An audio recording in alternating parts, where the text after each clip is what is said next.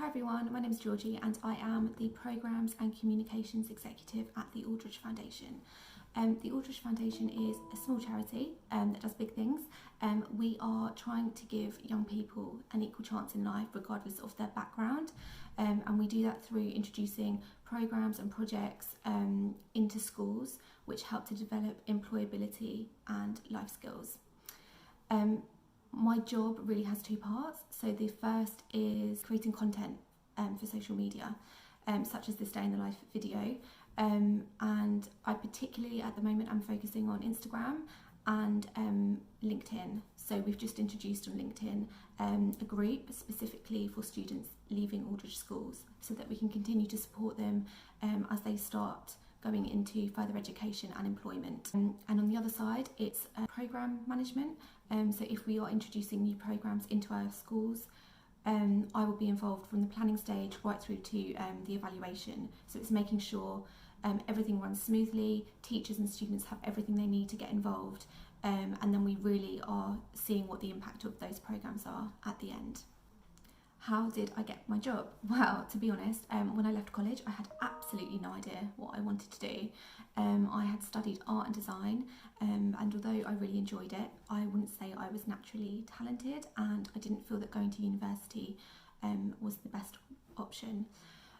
Whilst we're talking about university, I would say that I do wish I had gone. In hindsight, I visited a lot of friends, and I think although you go because you want to gain a qualification, I think there's also something to say about, leaving home, getting independence, meeting people from all walks of life. I think I missed out on that opportunity, so I probably would encourage people to go. If you're not sure what you want to do, I think pick something you enjoy, but really go for the experience of, growing as a person and building your character. So anyway, I carried on working at a golf club. I went full time. I'd been working there, during weekends whilst I was studying. I went full time, but I knew it wasn't something that I wanted to continue.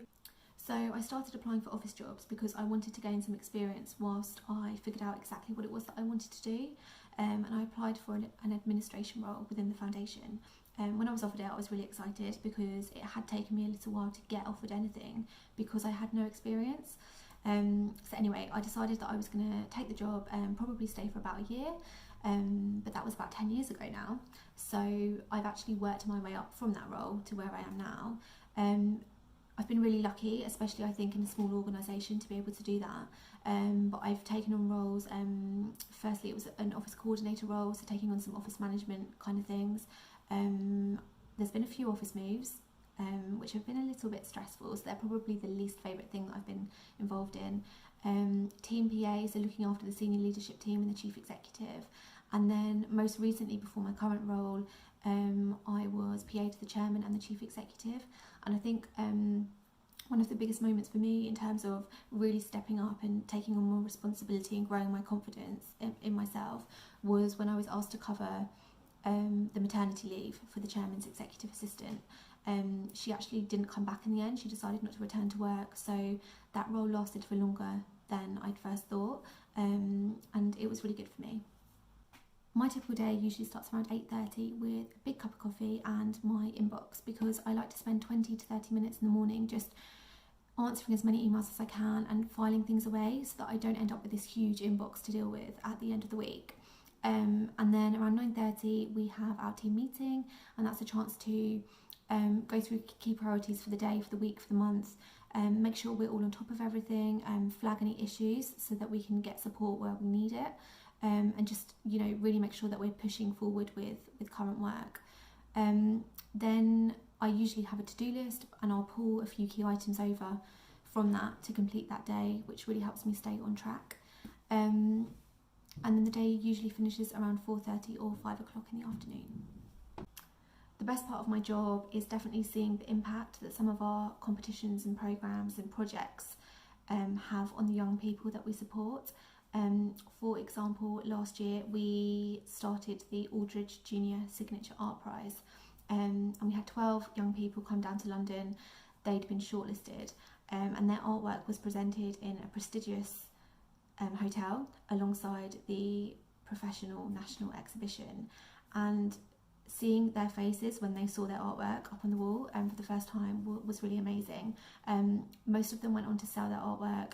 One of them was approached for a commission, and just seeing them interact with people and see them light up when they were talking about the work that had gone into creating their pieces was really special. I would say that the key skills needed in my job role are good organisational skills, so making sure you can prioritise things and work to deadlines. Also working well as part of a team. Everything is a team effort. Sometimes you have to get involved with things that aren't strictly your job role, but you know, we're all working towards the same cause and we're all working towards getting projects launched and things. So building good relationships with people, and also having a good eye for detail.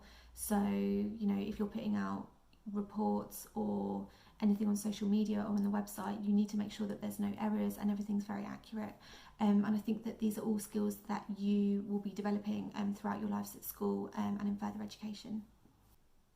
So some advice for anybody who is considering going into a similar role as me. The first would be to get familiar with as many social media platforms as you can. So practice creating content, practice your writing and photography skills.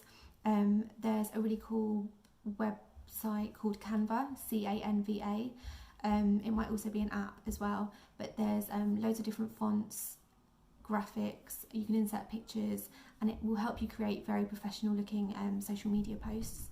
Secondly, it's a bit difficult right now because we're all in lockdown, but when you can, whether it's through your school or local community projects, try and get involved in helping to plan an event, because that will really help you develop key skills for managing projects.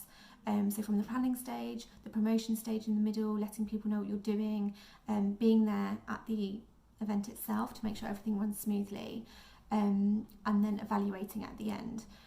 So doing interviews with people, taking a lot of pictures on the day to create an impact report, thinking about what went well, what didn't, what you could do better next time, and really learning from that. I think if you do those two things, you'll be developing some of the skills that we spoke about earlier, and it will put you in a really good place when you start applying for jobs.